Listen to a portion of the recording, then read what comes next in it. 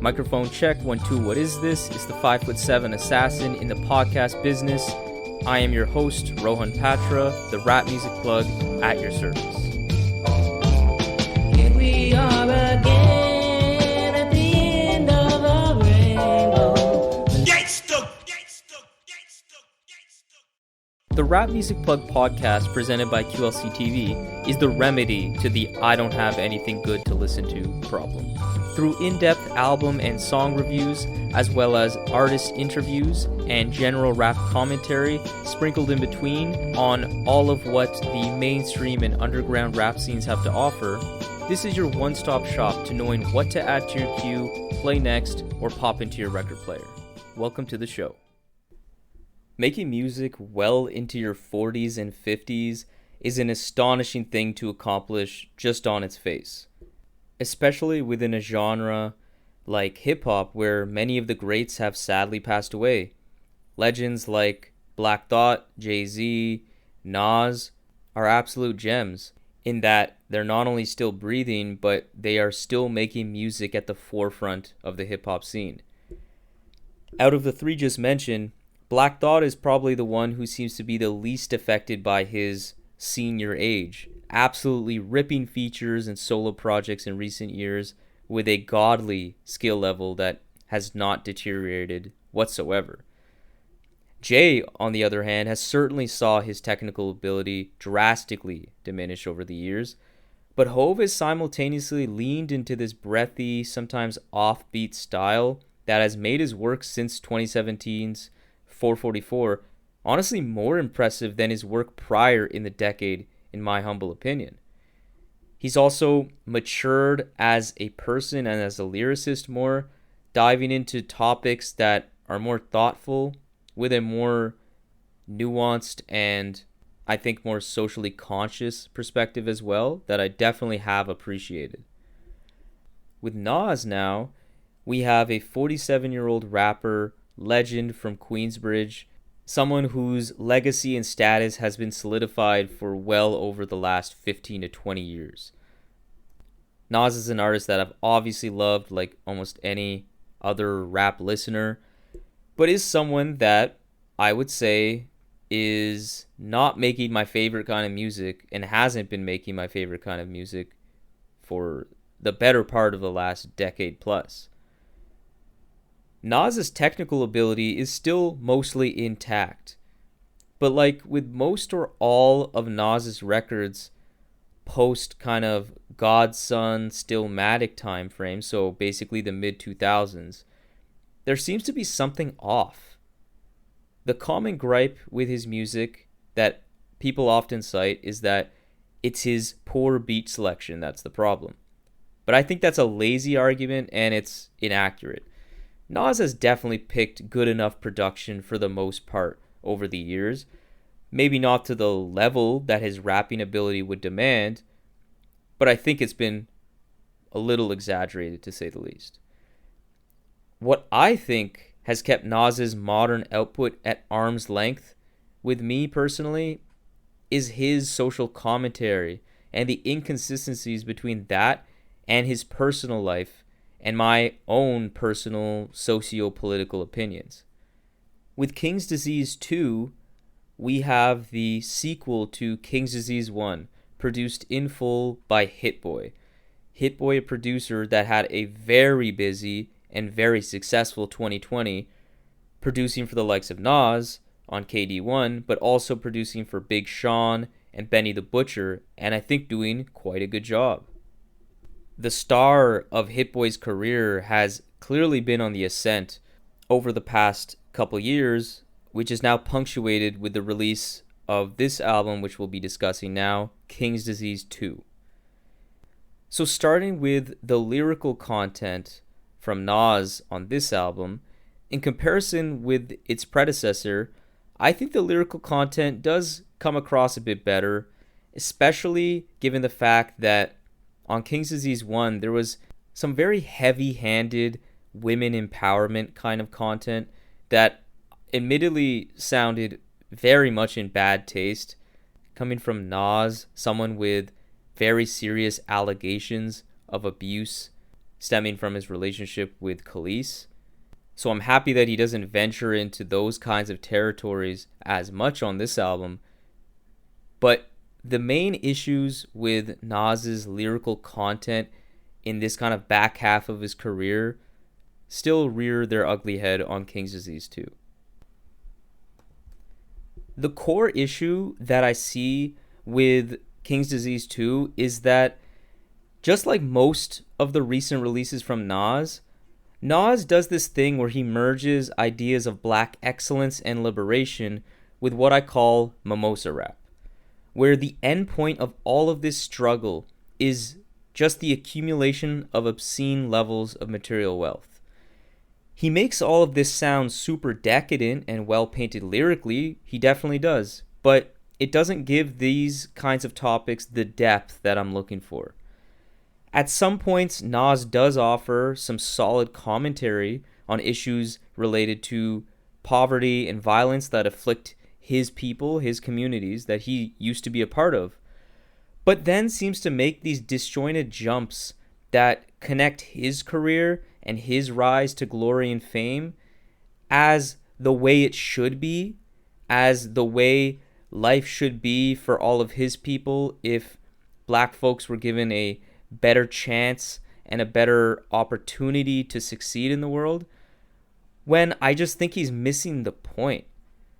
Because in reality, all of this extreme decadence, these mimosas, these brunches, these island getaways, are contributing to the same system that is keeping his people down. And I just think it's this lack of self-awareness that makes his brand of social commentary just not resonate with me all that much. Nas, though, also dives into many reflective tales, contrasting his humble beginnings with the now wealthy life that he lives now presently, on a track like Store Run, for example, which I think does come through a bit better because he's not trying to make some overarching grand value statement. He's just talking about how much has changed in his life since then, and I think obviously that's a valid and potentially interesting lyrical path to take.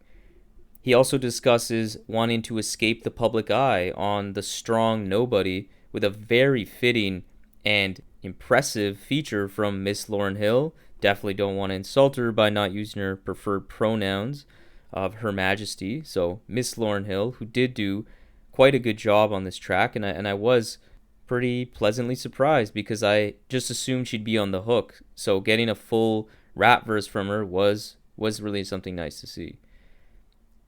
And additionally, Nas does give nice bites of rap history that I think he depicts quite well as one of the only voices left in hip-hop that can really do what he can do in terms of bringing this kind of perspective, as Nas is on the very short list of rappers that can still rap at a high level and has been in the game for long enough and at a high enough status level to give these kinds of stories that only a Nas could. So I do like that when he brings that on tracks like Death Row East, for example. Nas lyrically does have more to say on this installment of King's Disease and is more direct with it all, which I do appreciate. But yet it still has me side-eyeing some of the things that he says and some of these ideas he wants to explore, because as I mentioned with that whole mimosa rap situation, I'm just not sold on it. I don't feel like Nas is the right messenger for this kind of content. Now if we move to the production, once again, King's Disease 2 is handled exclusively for the most part by Hit Boy. And I think overall, King's Disease 2's sound features more interesting layers and little evolutions in beats with a slightly wider sound palette that I think was a welcomed improvement. At its best, King's Disease 1 had really tasteful keys and soul sampling, but often just felt overly tame and bland for my liking, with very simple drums and synths that did give Nas a good pocket to feel comfortable in, something that Kanye certainly did not achieve on the batch of beats he he provided Nas on Nasir, but I just don't think these beats on King's Disease made much of an impact at all. King's Disease 1 also incorporated a significant amount of modern mainstream sounds and trap elements, something that was quite new for a Nas album.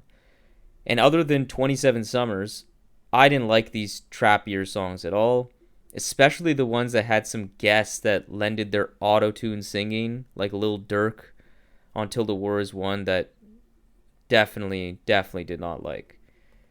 But yeah, on King's Disease 2 though, Hit expands on this formula with a nice blend of nostalgic elements, classy soul sampling, but adds more dynamic elements to the production that I liked.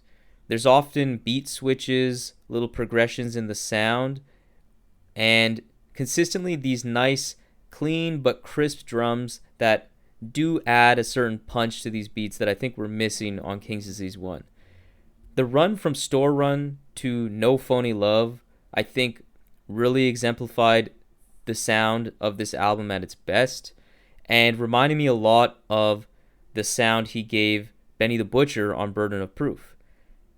This musically rich instrumental style, too, much better fits Nas's mimosa rap style, as the musical decadence matches the equally decadent lyrical content from Nas. This run of songs showed that there was a path forward to make a very strong contemporary Nas album in 2021. Songs that gave Nas a good drum-laden groove that isn't too busy, letting him cook with his historically great flow, with soul and lush instrumentation that complements the decadent lyricism.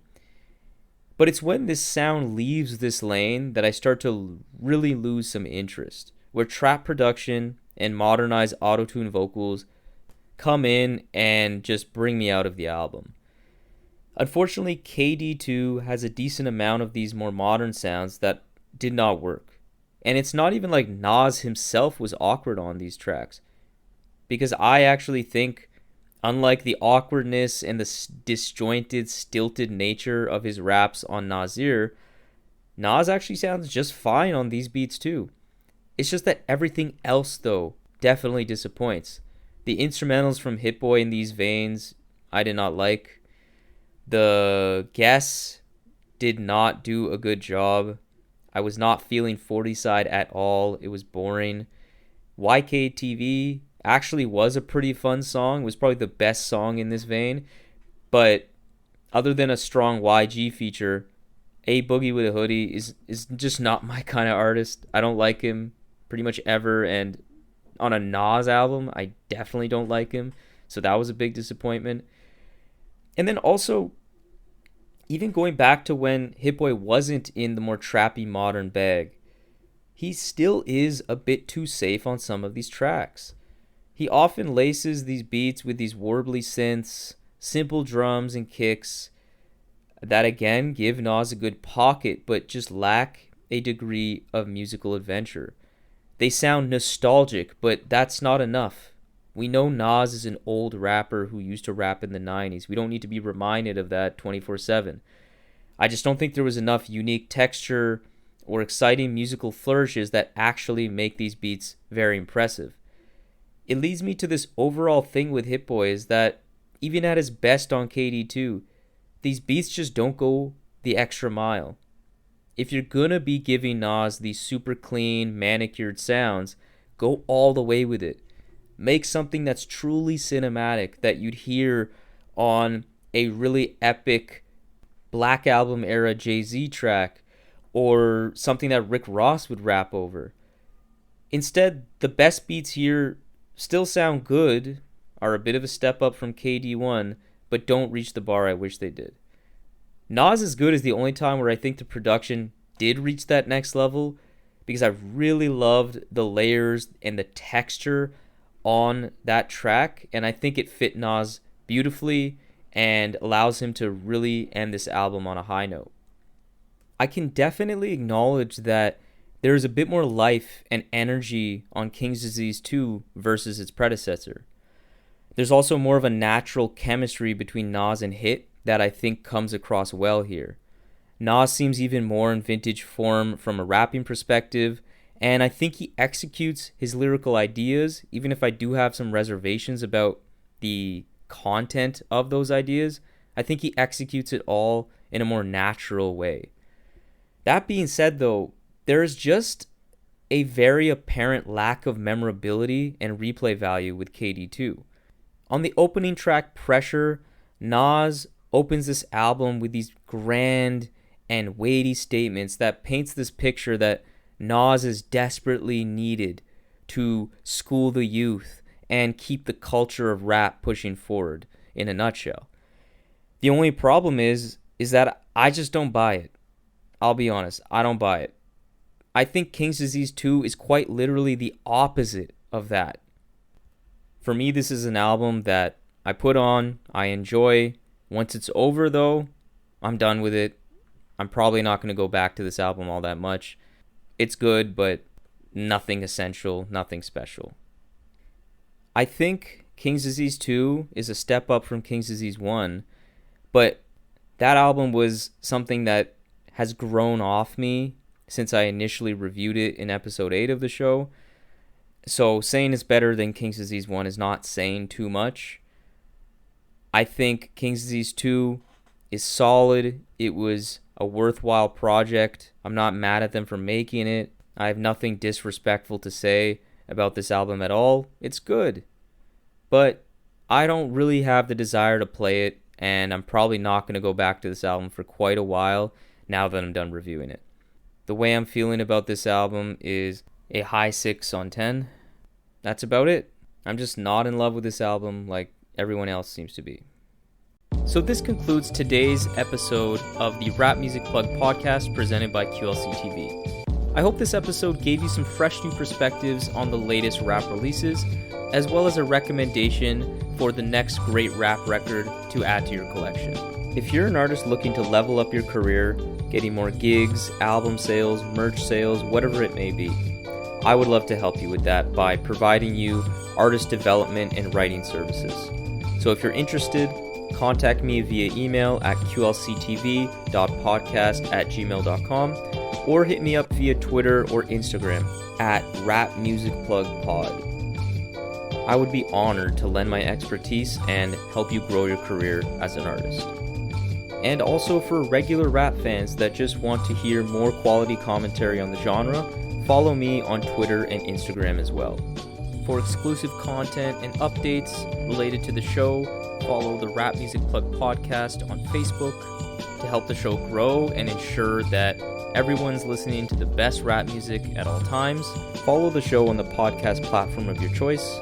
Make sure you leave a review and rating on Apple Podcasts so that the show can be spotlighted by that wonderful algorithm and be exposed to more people. You can find all of this information along with exclusive playlists created by myself by clicking the link that's in the episode's notes. So that's all for today. Talk to you soon. Peace.